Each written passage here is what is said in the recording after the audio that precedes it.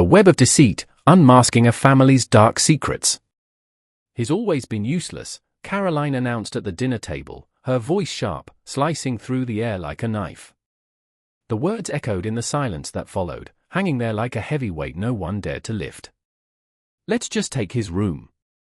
Her daughters, Emily and Claire, exchanged glances before chiming in with unsettling agreement. Yeah, he doesn't need it, Emily said, her tone cold, devoid of any warmth. We could use the space way more than him, Claire added with a bitter smile. I stayed quiet. The room felt smaller by the second, each word digging deeper into me like a wound that wouldn't stop bleeding. Hurt, confused, and completely blindsided, I could only sit there, my eyes glued to the half-eaten food on my plate. My mind raced, but my body refused to respond. They were all looking at me, waiting for me to say something. My father, Daniel, sat there, his gaze fixed firmly on his plate, his fork frozen in midair. He didn't meet my eyes. He didn't say a word. I could feel the weight of their stares, the expectation that I would just leave. That I didn't belong here anymore. The silence stretched on. I wanted to scream, to ask why, to fight back. But instead, I just kept my eyes down, fingers clenched around the edge of my plate. The air in the room grew colder with each passing second, like the walls were closing in on me. I thought of my mother's garden, the one she had so carefully tended to before she passed away. The roses she planted, still blooming each spring without fail, a reminder of what used to be. The garden, like this house, used to be a place of warmth, a place I could always return to. Now, it felt foreign. It felt like I was the one being pushed out. Mom's right, Emily said, breaking the silence. Why should Ben get all this space? He doesn't do anything around here. We're the ones who work, who help out. The word stung, but what hurt more was the fact that my father didn't defend me. He just sat there, avoiding eye contact, pretending nothing was happening. It was like he had given up on me. Or worse, like he didn't even care anymore. The sting of betrayal, sharp and bitter, settled deep inside me. Something was wrong. And I had no idea how to fix it. It wasn't supposed to be like this. I never planned on staying in my childhood home for this long. I thought I'd be out as soon as my dad's health improved. But after my mom passed, everything shifted. I couldn't leave him, he needed me. The house, though, it wasn't just about the roof over our heads. It was her house. It was the place where every corner held a memory of her, the smell of freshly cut flowers in the living room, the soft hum of the radio as she watered her roses in the garden every morning. Her roses. I can still see them in my mind, bright, vibrant, with petals that seemed to glow in the spring sunlight. She planted those roses with so much care, tending to them like they were her children.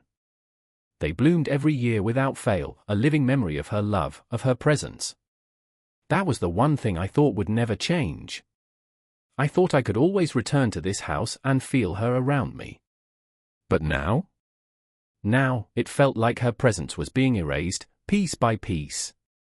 Caroline had moved in, bringing her daughters, Emily and Claire, and in the few short months since, everything had shifted. The warmth my mother had woven into these walls seemed to wither away. The garden? It wasn't tended to anymore. I barely saw Caroline near the roses, and the little things my mother used to care for were left to wither. Last night's dinner, those cold words, the pointed stares from Caroline and her daughters, the silence from my father, it wasn't just a disagreement about my room. It was something bigger. They wanted to erase me too. I wasn't just a son to them, I was a burden, a shadow in their perfect little world. Before I share what happened next, the moment that shattered what little piece we had left, I want to connect with you, my amazing viewers. Where are you watching from? Drop your country's flag in the comments below. And if you've ever had to fight for something you believe in, hit that like button, because this story is just getting started. The truth has a way of creeping into the light when you least expect it. And I was about to find out just how far Caroline and her daughters would go to get what they wanted. The following evening, I tried to focus on my work, the glow of my laptop casting a soft light in the dimly lit dining room. The clatter of dishes and the scent of cooked food filled the air, but I couldn't shake the feeling that something wasn't right. I was deep into a project for a client, my fingers flying over the keyboard, when I heard Caroline's voice call out from the kitchen. "Dinner's ready," she said, her tone barely disguising the irritation that had become all too familiar. I closed my laptop slowly, knowing what was about to happen. As I sat down at the table, I could feel the eyes of my family on me, cold, judging eyes. The room fell quiet for a moment, but Caroline broke the silence with a question that cut straight to the heart of everything. "So, Ben," she began, her voice dripping with condescension, "what exactly do you contribute around here? You spend all your time holed up in your room. What are you doing, just playing on your computer all day?" I froze, my fork halfway to my mouth. The words hit harder than I expected. I had heard it before, but now they felt sharper, more deliberate. She wasn't just criticizing me, she was attacking my very existence, questioning my worth. Emily, as always, quickly jumped in, her frustration bubbling over. "It's not fair," she said, glaring at me. "Claire and I have to share a room, and you've got this whole space to yourself. We need that space more than you. You don't even help around the house." Claire nodded in agreement, her eyes narrowed. "We could use that room for something productive, like a study. But instead, it just sits empty while you waste away in there." I stayed silent, the weight of their words pressing down on me. I wanted to argue, to defend myself, to say that I helped pay the bills, that I handled all of Dad's medical appointments, that I was doing everything I could to keep this house running. But the words caught in my throat. It didn't matter. No one was listening. What hurt the most was that my father, Daniel, sat there in silence, his eyes not meeting mine. He didn't say a word. He didn't even look up. I searched his face for some sign of support, but there was nothing. His fork clinked softly against his plate, and he pushed his food around, pretending to focus on anything but the scene unfolding before him. The silence between us grew unbearable. Caroline continued, her voice becoming even more venomous. "What do you do, Ben? Sit in your room all day, taking up space that could be better used. We do everything else, cooking, cleaning, taking care of your father." The word stung. I wasn't just being criticized for my room anymore. I was being labeled a burden. A useless member of this family. I wanted to say something. I wanted to stand up for myself. To remind them that I had been the one to step in when Dad's health started to decline. That I was the one who had stayed behind, helping him navigate his way through the days. But I couldn't.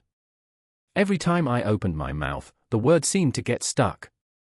Caroline's words rang in my head, her disapproval clouding everything. I felt the walls closing in.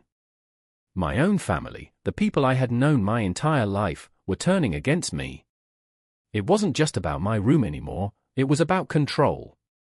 They wanted me gone, pushed out of my own home. They wanted everything I had, and they didn't care who they had to hurt to get it. And in that moment, I realized something that sent a chill down my spine. I wasn't just fighting for my space. I was fighting to be seen, to be heard. But the more they spoke, the more I realized they had already made up their minds. The only thing left for me to do was sit there in silence, feeling the weight of their judgment, and hope that somehow, it would all change.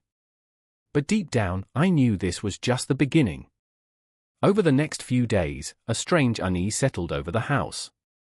The more I tried to ignore it, the stronger it became. Caroline's behavior had become increasingly erratic, always hovering around my father, always offering to help with his medications, and always finding reasons to handle his finances. I had started noticing small, almost imperceptible details. Little things that didn't add up. Caroline had become far too interested in things that shouldn't concern her.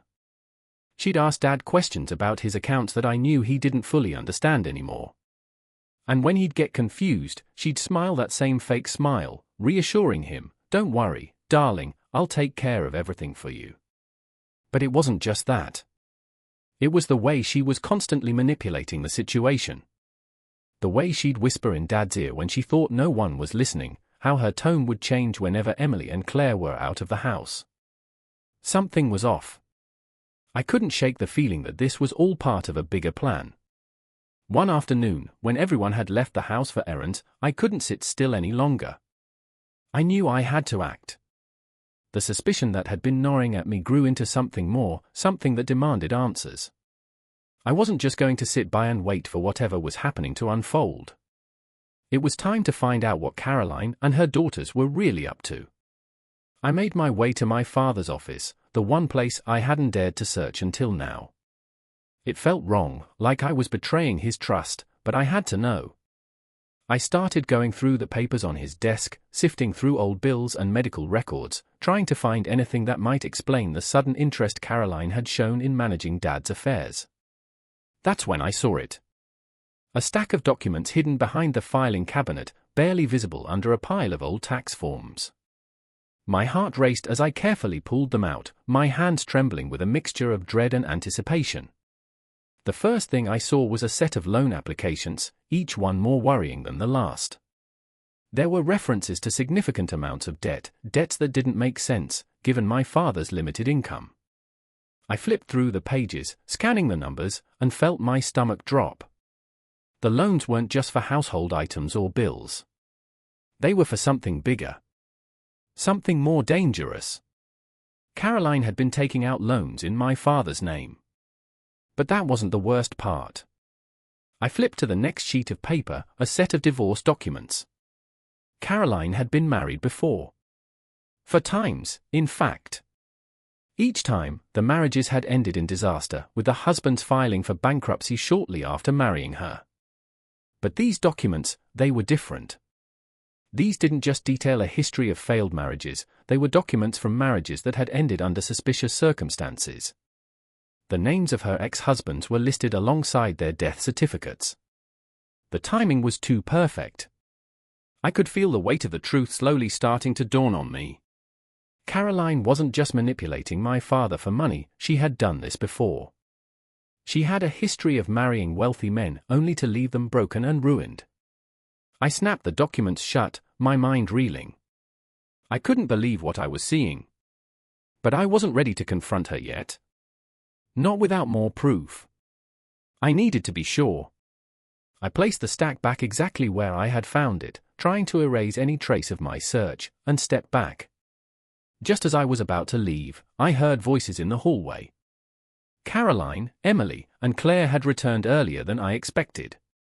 My heart skipped a beat as I quietly made my way to the living room, trying to blend into the shadows. I didn't want them to know I had been snooping around. They were talking, but I couldn't make out the words at first. As they entered the living room, I heard Emily's voice, her tone low and urgent. "We need to move faster," she said. "Mom says we're running out of time." "I know," Claire replied. "But we can't make a mistake. We need him out of here for good." Caroline's voice came next, colder and more calculated. "Once we get the refinancing done, it won't matter. He'll have no choice but to leave." I felt a cold shiver run down my spine. They were talking about me. About getting me out of the house. This wasn't just about my room. This was about something much bigger. They weren't planning to share the house, they were planning to take everything. And I was the obstacle. I stayed perfectly still, barely breathing, my heart pounding in my chest. The conversation continued, but I couldn't bring myself to move. Caroline and her daughters were plotting something, and it involved my father, his money, and me. I knew then that I wasn't just fighting for my space in the house anymore. I was fighting for my life, for my father's well-being, and for the future of everything my mother had worked for. They thought they could get away with it. But I wasn't going to let them. Not without a fight. The moment I had been dreading, yet preparing for, had arrived. I couldn't hold back anymore. Everything I had uncovered, the hidden loans, the fraudulent documents, the way Caroline had been manipulating my father, had to be confronted. I couldn't let it continue. Not without exposing the truth. I waited for Caroline to be alone. The house was quiet, eerily so, as if it was holding its breath, waiting for the storm to come. When I finally saw her in the hallway, I didn't hesitate. I walked straight up to her, my heart pounding, my hands shaking with a mix of fear and determination. "Caroline," I said, my voice low but steady. She looked up at me, a forced smile tugging at her lips. Her eyes quickly flicked to the side, but I wasn't going to let her avoid this. "I know what you've been doing," I said, the words leaving my mouth sharper than I intended. Her smile faltered for a fraction of a second. It was all I needed to know.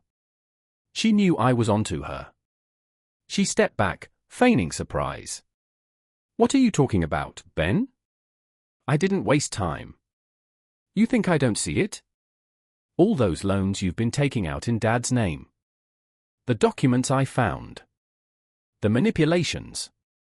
You've been stealing from him, using him. And I know exactly what you're planning."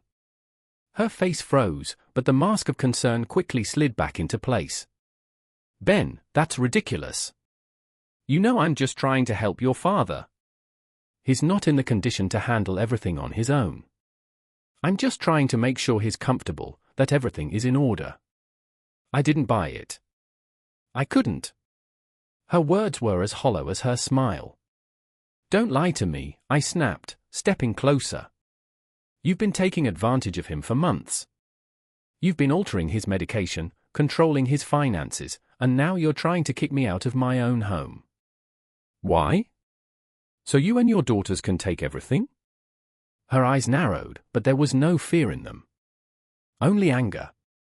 The kind of anger that made her look like a completely different person, someone I didn't recognize. "You don't know what you're talking about, Ben. Your father is weak, and you can't even see it. I'm the one keeping this family together. I've been doing everything for him, for you. You should be grateful." "Grateful?" I scoffed, my anger rising.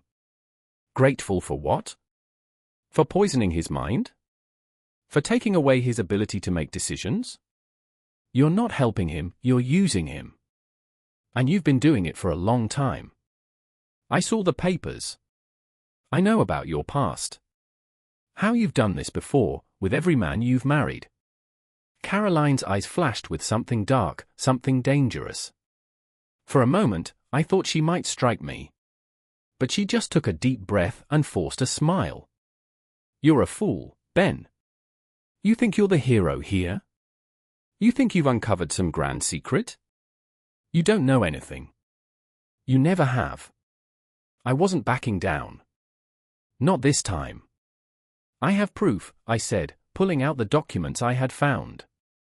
"Fraudulent loans. Documents you've been hiding. I've seen it all. And now I have the evidence to show what you've really been doing." Her face twisted with rage, but she quickly regained her composure. "You think you're going to get away with this? You think anyone is going to believe you over me? I've been taking care of your father, and you," she paused, looking at me like I was nothing more than an inconvenience. "You're just an angry, jealous little boy. And if you don't stay out of my way, I'll make sure you regret it." The threat hung in the air, heavy and suffocating. But I wasn't afraid anymore.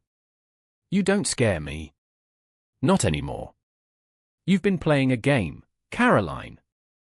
But now it's over. I'm taking Dad's finances into my own hands. And I'm getting him the help he needs. You're done." For a moment, there was nothing but silence. Caroline's expression darkened, her lips curling into a bitter smile. "You think this is over? You think you've won? You don't even know what you're up against. You've made a mistake, Ben. A big one." I stood my ground, my resolve hardening with each word she said. "No. The mistake was thinking you could get away with this. The mistake was underestimating me. You don't control this family, Caroline. Not anymore." The silence between us was thick, but it wasn't the calm before the storm. It was the moment before everything fell apart. I could feel it, the change in the air. She was done pretending. And I was done being her pawn. Caroline took one last look at me, her eyes full of venom. Then, without another word, she turned and walked away, her heels clicking sharply against the floor. But I didn't look back. Not this time. I had one. And for the first time in a long time, I felt in control. The days that followed were a blur. I was consumed with the weight of what I had uncovered. Caroline had made her threats, but I couldn't back down now, not when I had the proof, not when I knew just how deep her manipulation ran. I couldn't let her get away with it. Not again. I started documenting everything, every conversation, every strange behavior, every slip of the tongue. I installed cameras around the house, capturing the moments when Caroline thought no one was watching, when she let her guard down. I had to be prepared. If things escalated, I needed to have solid proof. I couldn't let her twist the truth, not after everything I had learned. But the deeper I dug, the more I realized how dangerous this all was. As I sifted through the files I had gathered, something stood out. A pattern. Caroline's previous husbands. I thought I had seen everything, but there was more. Each of them had died under questionable circumstances, heart attacks, strokes, accidents, all of them unexpected. But when I started connecting the dots, the truth became undeniable. Caroline had been married 4 times before, and each time, her husband had met an untimely death. I found the death certificates, the coroner's reports, and the police investigations, each one more troubling than the last. But there was one thing that stood out in every report: the timing was always too perfect. Each man's death seemed to conveniently follow a pattern. They all had life insurance policies, policies that Caroline was the sole beneficiary of. The evidence was mounting, and my blood ran cold as I realized just how far her deception went. But the most chilling discovery came when I found the file on my mother. I had never suspected her death to be anything but tragic, a result of illness and time. But now, looking at the medical records, the patterns emerged. My mother had been ill for months before her death, her health deteriorating rapidly. But there were gaps in the records, moments when the doctors couldn't explain why her condition worsened so quickly. My instincts told me that something wasn't right. My mother's death, the one I had always thought was a result of illness, seemed all too similar to the deaths of Caroline's previous husbands. A sickening thought gripped me. Had my mother been another victim? Had Caroline been responsible for her death, just as she had with the others? It felt like the walls were closing in around me, the weight of what I had uncovered almost too much to bear. I knew I had to confront Caroline again. The truth couldn't stay hidden. But I also knew the risks. Caroline wasn't just some manipulative stepmother. She was dangerous. And exposing her would come at a great personal cost. I had to be ready for whatever she would throw at me. But before I made that final move, I had to stop and reflect. The truth had come at a cost I hadn't anticipated. I had never thought my own family would betray me, but the lies ran deep. I had learned that silence was the enemy, and that instincts, those gut feelings you can't explain, are often the most honest guide we have. If I had ignored mine, if I had stayed quiet, I never would have uncovered the truth.